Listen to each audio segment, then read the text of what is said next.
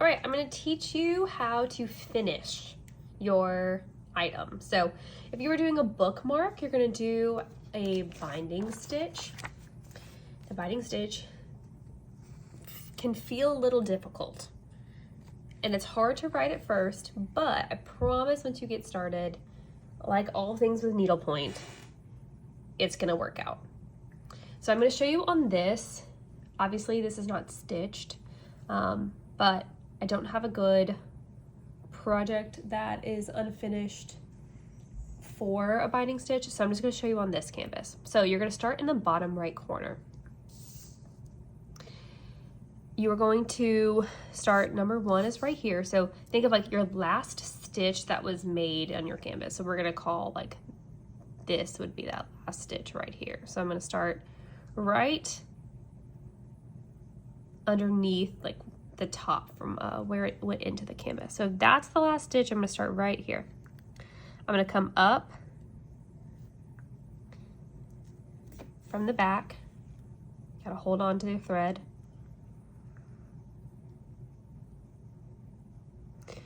And then I'm gonna go down 2 over 1.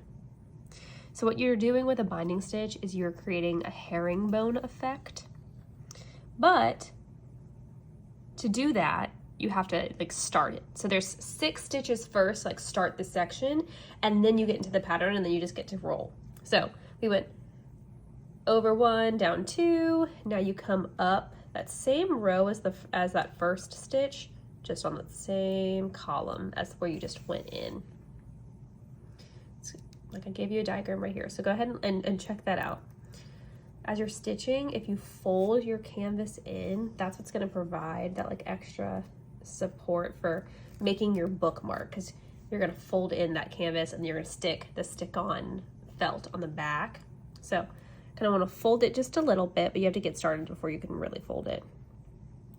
And then we're going to go over 1, down 2, again like we did with that last stitch. Let's see at the back.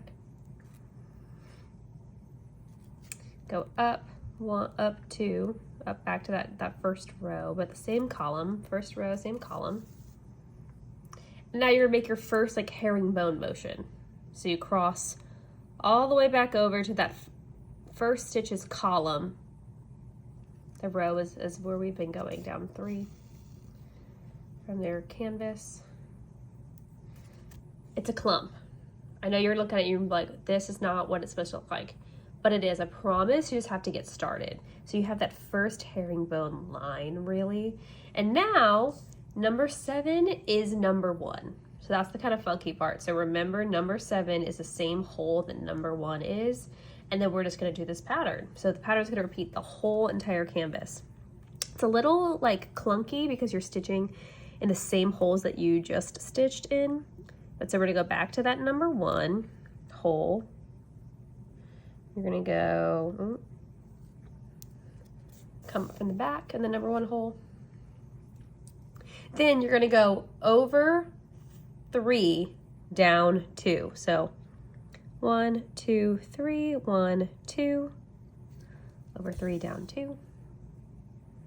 And we just crossed all of that section.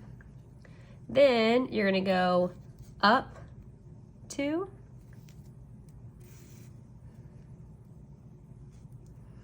then you're gonna go down 2, over 2. Back into that clump of stitches that we made in the first section. Then you're gonna go up 2. Doesn't want to go into that clump because it's saying, hey, there's so many stitches here, calm down, lady. Then you're gonna go over 2. I'm sorry, over 3. 1, 2, 3. There we go. Down 2. That's it. Once you do it enough, you'll be able to do it. Up 2.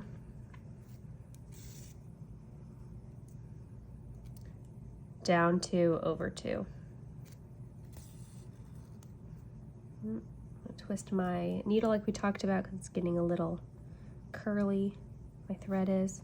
When we up 2, over 3, down 2, up 2, and it's already starting, like the herringbone pattern is coming up. So down 2, over 2. I'm gonna do this one more stitch and then show you the herringbone pattern. So then we go up 2, over 3, down 2. I'm not always the best at remembering to fold that canvas, but you see, because it has all those stitches, it's happy to fold again, so you're not too bad. But you see how it's making that herringbone, trying to get it in focus, that herringbone look. So you're gonna do that around your whole canvas. And so if you're making a bookmark, it's skinnier, a little bit longer, it's 8 by 2. You're gonna go around the whole thing, flip it over, you're gonna have all your stitches done because you finish it. Fold it in, and then that piece of stick on velvet, you'll rip the sticky side off, stick it on the back of your bookmark, and then you'll have a finished bookmark that you can use for whatever you want to use it for. So that is the hardest part, I think, of needlepoint, is just getting this different binding stitch. But if my tutorial is not helpful, go ahead and watch any other one. There's a bunch of tutorials out there for all of the needlepoint stuff. So watch whatever is helpful to make you be able to do this. It really is not hard once you just kind of get the pattern. It's all about patterns. So good luck.